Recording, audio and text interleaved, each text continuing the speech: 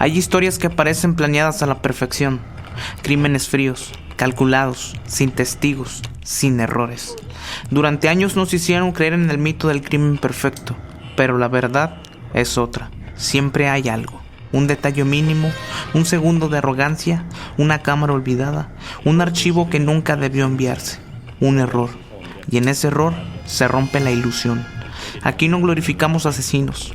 Aquí analizamos la grieta, la fisura en la mente humana, porque incluso los depredadores más inteligentes cometen fallas absurdas, y esas fallas los condenan. Esto es, Crímenes Imperfectos, el lugar donde cada error deja huella en caos profundo. Comenzamos. La historia que vas a escuchar hoy no es ficción, no es una película de terror con efectos exagerados, es real. Y ocurrió durante más de 30 años. En la década de 1970, una pequeña ciudad estadounidense llamada Wichita, en el estado de Kansas, fue sacudida por una serie de asesinatos que desafiaron toda lógica. La comunidad vivía tranquila, con sus calles silenciosas, sus vecinos respetables, sus rutinas diarias, hasta que algo profundamente perturbador comenzó a suceder. Un asesino que firmaba sus crímenes con 3 palabras simples: beating, torture, kill, que en español significa atrapar, torturar, matar. Dejó una marca indeleble. De ahí surgió su sobrenombre, BTK. Pero lo más escalofriante no fue su violencia, sino cómo logró ocultarse ante todos durante más de 3 décadas. ¿Quién era Dennis Rader? Dennis Lynn Rader nació el 9 de marzo de 1945 en Pittsburgh, Kansas, Estados Unidos. Un hombre aparentemente común, hijo, esposo, padre de familia, trabajador e incluso activo en su comunidad como líder de los Boy Scouts y presidente de su iglesia local. Por fuera, era todo lo que una sociedad normal espera en un vecino tranquilo, responsable y respetable. Pero por dentro se escondía algo completamente distinto. Durante años, Rader escondió una vida secreta, tan oscura que la mayoría de sus vecinos jamás sospechó. Los primeros crímenes.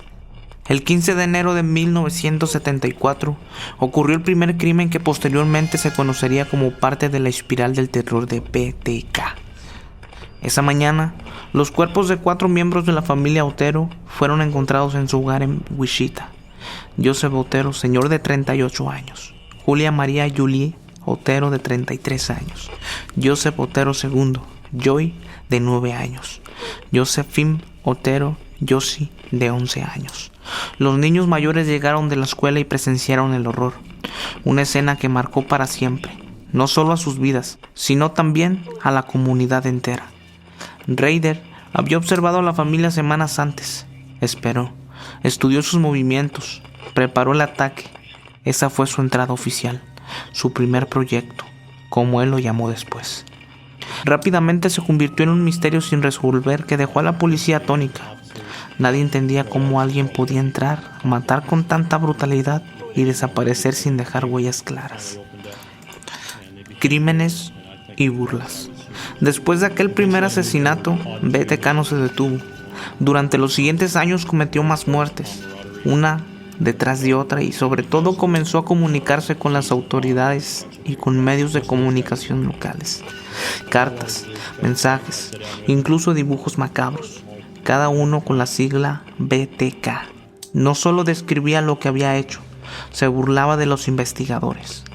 En algunas comunicaciones, Rader supuestamente llegó a negar la culpabilidad de otras personas, injustamente acusadas, mientras él mismo jugaba al gato y al ratón con la policía. Era un juego retorcido. Él sabía que sus cartas, sus pistas, su orgullo alimentaban el miedo y la fascinación del público, y eso lo motivaba a continuar. Un monstruo con doble vida. A diferencia de muchos asesinos que son descubiertos pronto, Rader vivió una vida normal, como si nada pasara. Trabajó en el gobierno local, participó en actividades comunitarias, llevó a sus hijos a la escuela, ayudó como líder de los Boy Scouts, predicó en su iglesia y nadie imaginaba la pesadilla detrás de esa fachada. Mientras tanto, durante más de 20 años las autoridades no pudieron identificarlo. Los crímenes continuaron a intervalos, algunos de los años 70, otros en los años 80 y los últimos en 1991, antes de que el rastro se enfriara misteriosamente. Se sabía que BTK cometía sus asesinatos en la intimidad de los hogares de sus víctimas, generalmente estrangulándolas o asfixiándolas después de haberlas atado.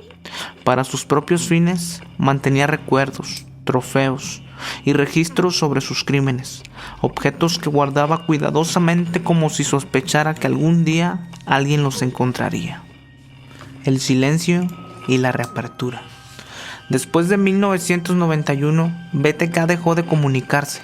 Durante años no hubo nuevas cartas ni crímenes vinculados directamente a él. El caso se volvió un doloroso misterio sin resolver. Pero en 2004, casi 30 años después del inicio de todo, algo cambió. BTK regresó, y esta vez no con simples cartas, sino con un objeto que sería su perdición. El error fatal. BTK envió un disquete de computadora a una estación de noticias local, un archivo aparentemente inocuo, pero que contenía metadatos. Los investigadores rastrearon esta información hasta la iglesia luterana en Park City, Kansas, y allí vieron algo que no podían ignorar: el nombre Dennis Rader. No era un alias, era real, y pertenecía a un hombre que era hasta entonces considerado un ciudadano respetable. La policía obtuvo una orden de registro, y los descubrimientos fueron espeluznantes. Evidencias, objetos, cartas, fotografías, todo conectaba a Rader con las décadas de terror. Pero incluso más allá del disquete, la policía utilizó pruebas de ADN familiar recolectadas a través de la hija de Rader para confirmar los vínculos con las escenas del crimen más antiguas. La captura y confesión. El 25 de enero de 2005, Rader fue arrestado en su casa en Park City. Ya no había duda. La evidencia lo había atrapado. Durante más de 30 horas de interrogatorio, Rader habló, no con remordimiento, sino con frialdad, descubriendo cada detalle de sus crímenes con precisión perturbadora. Finalmente se declaró culpable de los 10 asesinatos en primer grado y fue sentenciado a 10 cadenas perpetuas consecutivas. Un total de al menos 175 años tras las rejas, sin posibilidad de libertad. Este caso es uno de los ejemplos más claros de un crimen imperfecto, no porque las autoridades fueran incompetentes, sino porque incluso el asesino más meticuloso cometió un error que lo traicionó. Un simple disco, un archivo, un nombre, y años de terror se vinieron abajo. Además, lo que es más inquietante aún, un hombre podía ser padre, líder comunitario, amigo, hermano y también un asesino.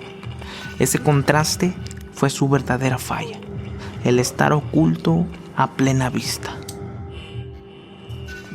Y así termina el primer capítulo de Crímenes Imperfectos por Caos Profundo. Mañana seguimos con otro caso donde la arrogancia, la tecnología o la psicología humana terminó encargándose del culpable. Nos vemos en un próximo capítulo. Yo soy Andrés Martínez, esto es Caos Profundo y nos vemos hasta la próxima.